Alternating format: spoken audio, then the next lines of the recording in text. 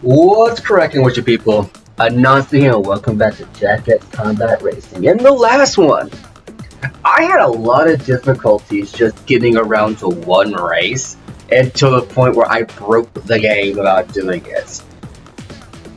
And Rain finally found out that she's been racing with her father's killer for the last little bit. For the last couple of weeks, I would assume. Because I doubt this takes place in the course of a day. But yeah, no, I mean, it's quite inquiring to find out too, because Jack and Dasher were literally about to tell her what was what, and then here comes Blitz coming in. It's like, I'm just gonna drop this bombshell right here and just walk out because I can. Deuces, people. Anyway, we're gonna jump into it again and just try to make do about Rain helping us out, I guess. Hey, buddy, this is a Kraz City rush hour event, which means there will be plenty of traffic on the track and lots of opportunities to mix it up.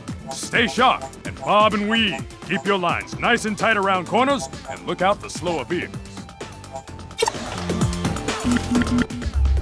Decent advice, I would say. But yeah, no, so I guess at this point we're just gonna have to... Oh, that ain't too bad. Compared to what, Spartan Ceramic?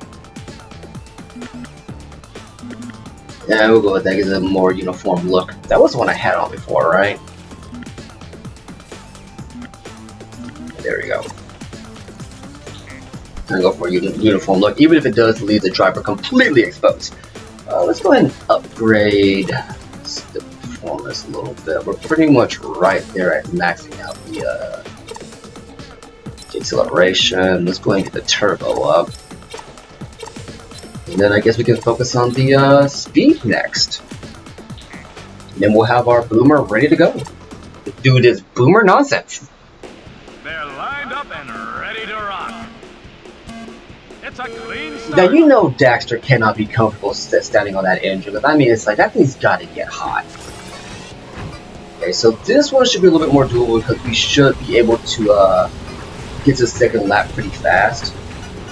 Because remember, Kraz City is a pretty small track, all things considered. For now, a lot of I would say there's a lot of turns, but the turns that you do have to deal with are hairpin. Like they are like all of Indian Grill kind of stuff. You know what I'm saying? Now, the interesting thing about the rush hour event that I have yet to really bring up is that technically it teaches you the best line to take if you're going through the track the regular way, because you need to be able to. Come on, I'm missing so many points here. You need to be able to essentially manage all the vehicles, and dead right there. You need to manage all the vehicles and what's over here,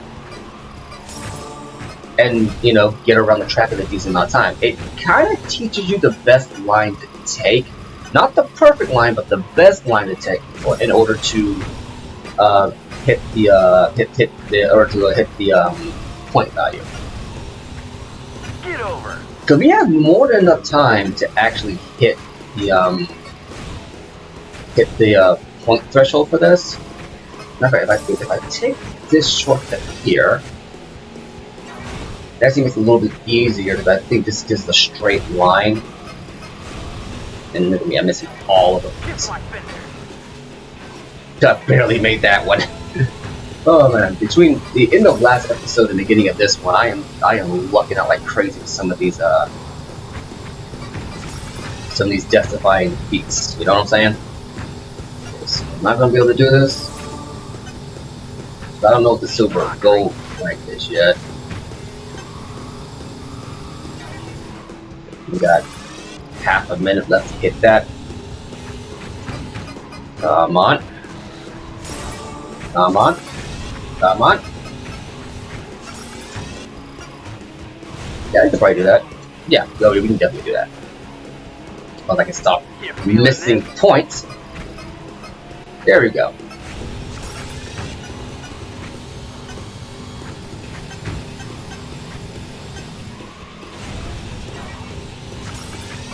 There we go. And oh yeah, we did that, no problem. Some of these missions is like I don't know what I'm doing to be like hitting them the way I need to hit them, and it's like it just go by like they go by so fast. It's like, oh, what am I doing? And sometimes like, oh, I got this, no problem. You've won a new accessory. Specialty polygon. Oh, let's see here. Yeah, let's practice Sparkus City. See what we got. You ready for a little rush hour in Sparkus City? This race will test your reflexes big time as you go head-to-head with loads of traffic that won't flinch in the game of chicken. Let's see if you've got the brass to open it up here. Okay then. Like, not ain't too bad. Well, one thing about the Havoc, it really doesn't have the best looking parts to use on it. You know what I'm saying? Yeah. That works for me.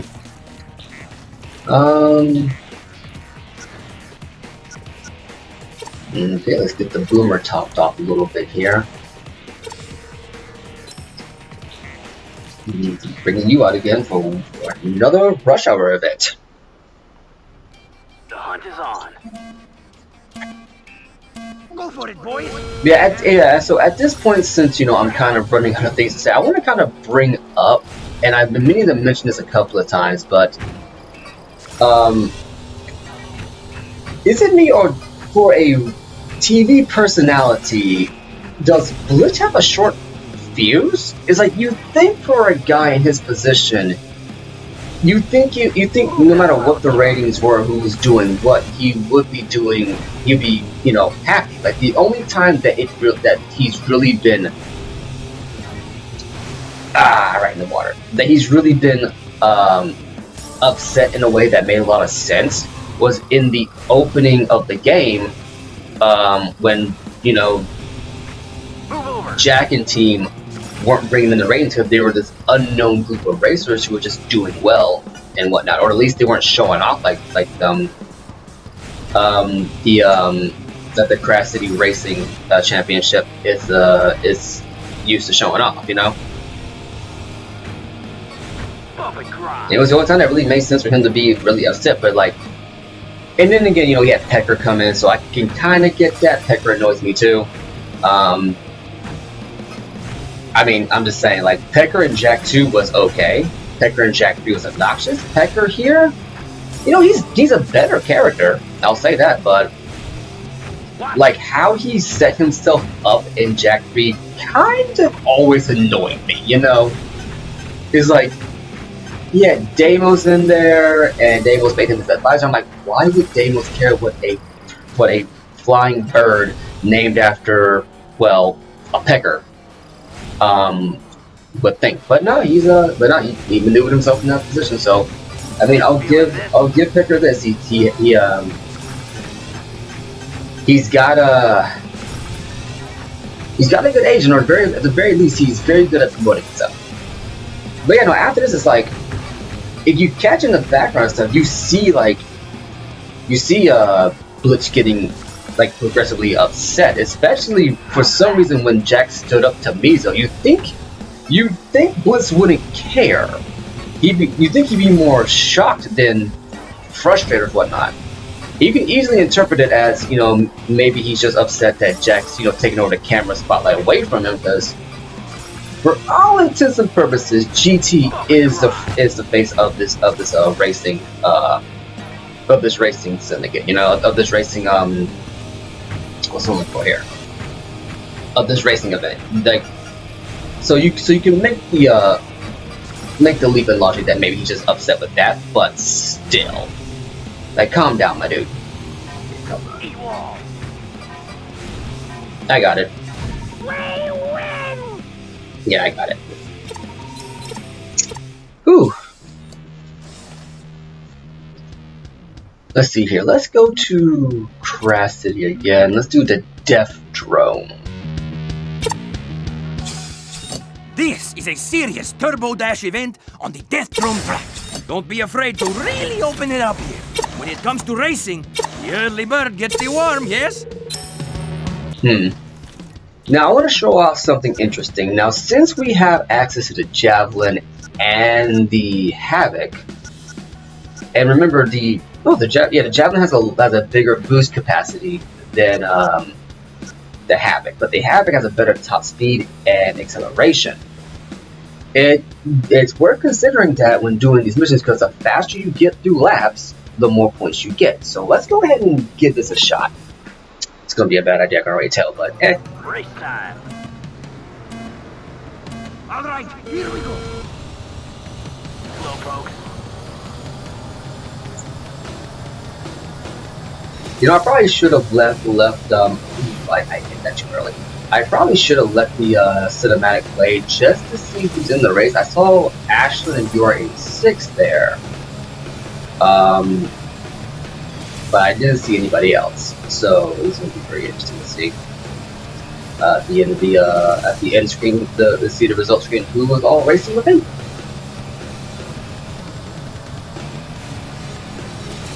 This needs to stick to the ground.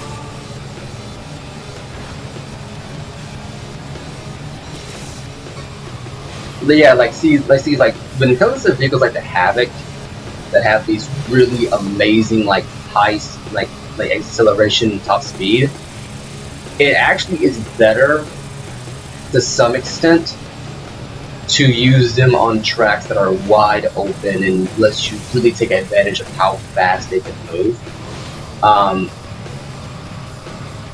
Because tracks like Haven City's Waterworks, they are so tight it's hard to build up any speed, and you really don't want to be at max speed a lot on those tracks, but it's hard not to when you're, in a really fast car.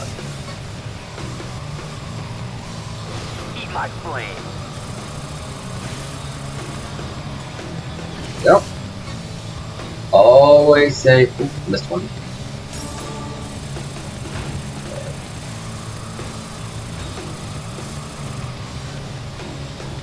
There you go. Gonna charge this up and get a mine before. Just like it. Yeah, no, it's like the Waterworks and stuff. Oh yeah, this the Havoc, the Howler, Dragonfly, the Roadhog, they do excellent on these tracks because there's enough space that you can really let loose and really just kind of go as fast as you want. Cause look at this. And if you guys get your hands on this game, you got to pull out the Havoc at maxed out stats, you can feel how fast this thing goes. Okay, and mine. I think it's really gonna hit it.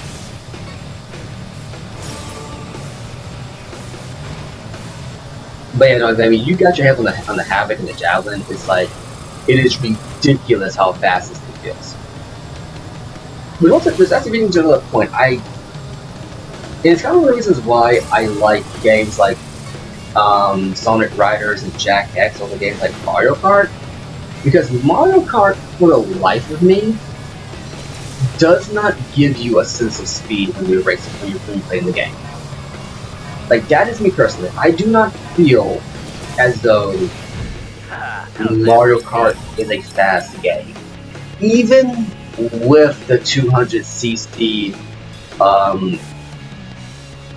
edition in Mario Kart 8, it just doesn't feel like you're going any kind of fast. At least not in a productive setting. It just kind of feels like you're drifting and doing all this kind of stuff, but it doesn't feel like you're in control at all. Show him what he's won, Becker. Ooh, we won the Southern Tour. This Cold Iceland Tour will test both man and machine. Just remember that it's where you are at the finish line that counts. The rest is just flash. Now, we've done that race before. I just feel like an exhibition mode now. Let's go with. Let's get the Super Wedge out of the way, because I can already tell this one's going to be a bit of a pain. Here's another freeze rally to get you hot and bothered. If you want to master this course, memorize the placement of clock freezers around all the blind corners. Those extra time stops will really drop your overall time. She's not lying. But yeah, no, it's like, oh wow. Huh. I think I remember that one. But yeah, no, it's like, how do I put this? with racing games like Sonic Riders and Jack X, when you're going fast, you feel that speed. You feel like you're moving as fast as what you think you're supposed to be going in a racing game. With Mario Kart, I have never once felt like I was behind the wheel of a machine that could tear my face off at top speed. You know? Now, that's not to say that Mario Kart is not a game worth your time. As a matter of fact, it is. But there are, in my opinion, better racing games out there.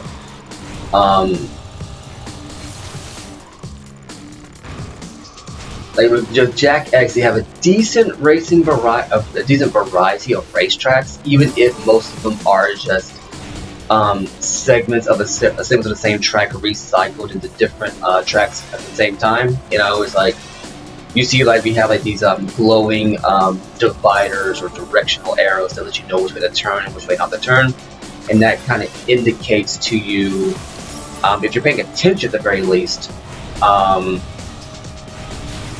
By the way, since you're going on a track that does reverse in on itself, you might want to be mindful of how much of the features you're using and how much boosting you're doing.